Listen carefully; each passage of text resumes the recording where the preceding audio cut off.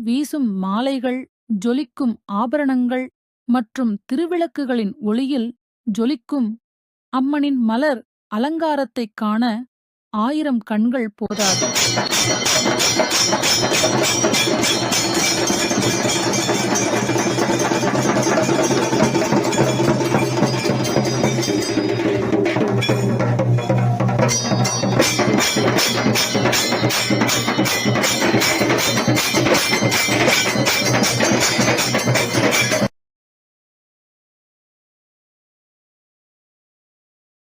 சிவசக்தி ரூபமாக பக்தர்கள்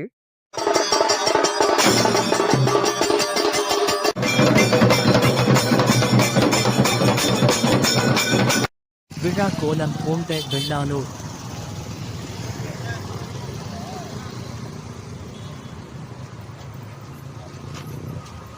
எல்லாரும் குழந்தை போயிடுங்க.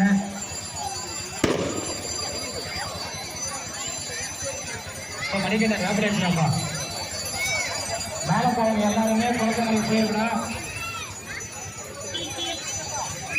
அனைத்து வகையான மேளங்களும் குழந்தைங்களுக்கு. கோவிலுக்கு முன்பாக பெரிய குண்டம் அமைக்கப்பட்டு அதில் விறகுகள் எரிக்கப்பட்டு தழலாய் கொழுந்துவிட்டு எரியும் நெருப்பு குண்டம்.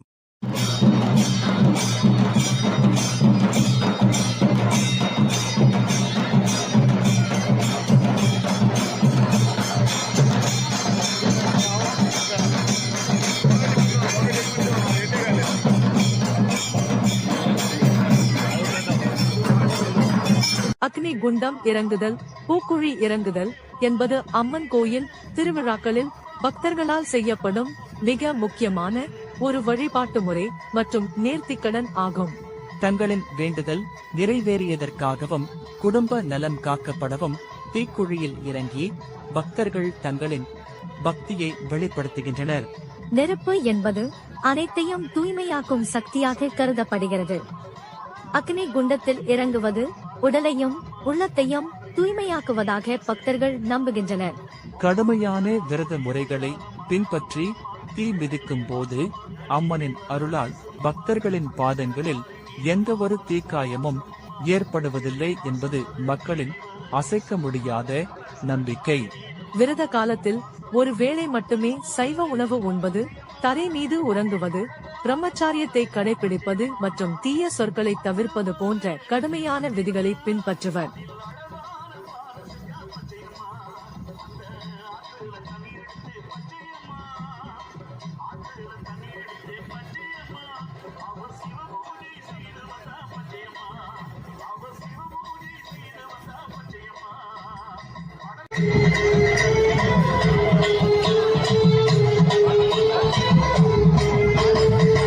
சாமி கோவிலே வேப்பிலை வாசம் அது மணக்குதடி பச்சையம்மா கூட வாசம்.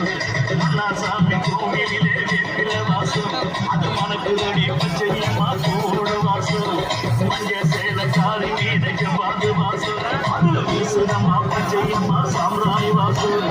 மஞ்ச சேல காரி மீனைக்கு வாங்க வாசம் அது வீசுதம்மா பச்சையம்மா சாம்ராய். அனைத்து பக்தர்களும் நேர்த்திக்கடன் செலுத்தி முடித்ததும் பூசாரிகள் பால், பன்னீர், புனித நீர், மஞ்சள் நீர் தெளித்து அக்னி குண்டத்தின் தழலை முழுமையாக அணைத்தனர். குண்டத்தில் எஞ்சியிருக்கும் கரியை அகற்றி குண்டத்தை மூடி சமப்படுத்தி பக்தர்கள் மற்றும் பொதுமக்கள் நடந்து செல்ல ஏதுவாக அந்த இடத்தை மாற்றினர். அக்னி குண்டம் என்பது பஞ்சபூதங்களில் ஒன்றான அக்னி பகவானை வழிபடுவதற்கான ஒரு தற்காலிக வழிபாட்டு தலமாகும். திருவிழாவின் நோக்கம் நிறைவேறியதும் அக்னி பகவானை சாந்தப்படுத்தி சாதாரண நிலைக்கு திரும்புவதே இதன் ஆன்மீக அர்த்தமாகும். அடுத்த வருஷம் திருவிழா நடைபெறும். எல்லாரும் ஒத்துழைக்கணும். இந்த அளவுக்கு இந்த திருவிழாவுக்கு ஒத்துழைப்பு தந்த அனைவருக்கும் நாங்கள் மிகவும் நன்றியை தெரிவித்துக் கொள்கின்றோம். காவல்துறைக்கு முக்கியமாக காவல்துறை ஃபயர் சர்வீஸை நாங்கள் அவங்க அனைவருக்கும் ரொம்ப மிக மிக நன்றியையும் நன்றி கலந்த வணக்கத்தை தெரிவித்துக் கொள்கின்றோம். ஆதிக்கம்பனி இளைஞர்கள் பொதுவாக இருந்தாங்க. இரண்டாவது டிவிஜி என்ற குழுவிக்கு வேலை செய்த அனுபவம் கொண்ட இந்த நம்மளுடைய மக்கள் அனைவருக்கும் காற்று பிள்ளைகளுக்கும் ஒரு நெஞ்சார்ந்த நன்றி தெரிவித்துக் கொள்கின்றேன். ரொம்ப பாடுபட்டாங்க. ஆகிய அனைவருக்கும் எங்களை நன்றிகளை வணக்கத்தை தெரிவித்துக் கொள்கின்றோம். ஈடியினுடைய ஒத்துழைப்பு வணக்கம் தெரிவிச்சுக்கிறோம். அது மட்டும் இல்லாமல் என்னுடைய குழுவினுடைய சார்பாக பிள்ளைகள் அனைவரும் ரொம்ப அரும்பாடுபட்டு இந்த திருப்பணி செய்தார்கள். அனுதான் நடந்து கொண்டிருந்தது. அனு செல்லுங்கள், ஒத்துமையாக இருக்கணும். மீண்டும் மீண்டும் இந்த திருப்பணி வளர வேண்டும் என்று உங்களை அன்போடு கேட்டுக்கொள்கின்றேன். நன்றி, வணக்கம். அம்பாள் அலங்காரமாக இருக்கிறார். அம்பாள் இந்த இரவு ஊர்வலம் வரப்போகின்றது. அம்பாளுக்கு தீபாவளி தர நிறைய காத்திருங்க. அம்மா ஊர்வலம் வரப்போகுது. மணி சுமார் 10 மணி அளவில் அம்மா ஊர்வலம் வரப்போகிறது. ஊர்வலத்தை அனைவரும் தீபாவளி வரும்படி கேட்டுக்கொள்கின்றோம்.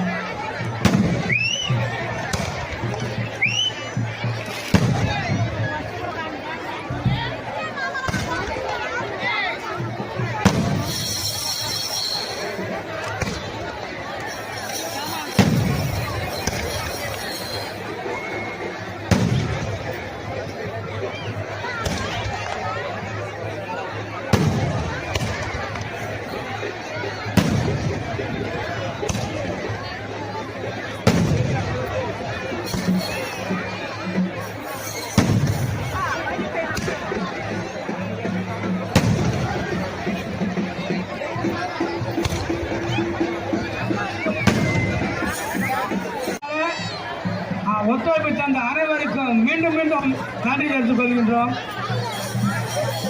ஆடியோ சர்வீஸ் செய்த தம்பிக்கு நன்றியை தெரிவித்துக் கொள்கின்றோம். மற்றும் உள்ள கோயில் திருப்பணி செய்த அனைவருக்கும் நன்றி தெரிவித்துக் கொள்கின்றோம். மீண்டும் மீண்டும் காட்டூரில் வந்து பணி செய்த அனைவருக்கும் நன்றி தெரிவித்துக் கொள்கின்றோம்.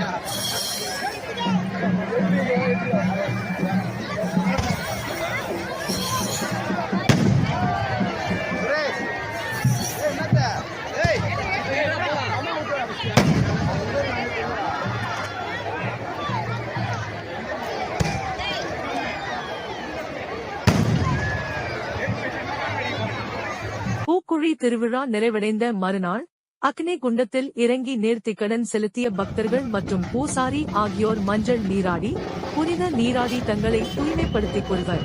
அதன்பின் மூலவர் மற்றும் உற்சவர் அம்மனுக்கு சிறப்பு யாகங்களும் பால், சந்தனம் போன்ற பொருட்களால் அபிஷேக ஆராதனைகளும் நடைபெறும். இந்த நிகழ்வே நிலை திரும்புதல் அல்லது சாந்தப்படுத்துதல் என்று அழைக்கப்படுகிறது. அம்மன் தனது சாந்தமான சாதாரண நிலைக்கு திரும்புதல் நிகழ்வு மே 25, 2026 அன்று மிகவும் சிறப்பாக நடைபெற்றது. அதன் பின்னர் அலங்கரிக்கப்பட்ட வாகனத்தில் அம்மன் வீதி உலா வந்து பக்தர்களுக்கு அருள்பாலித்தார்.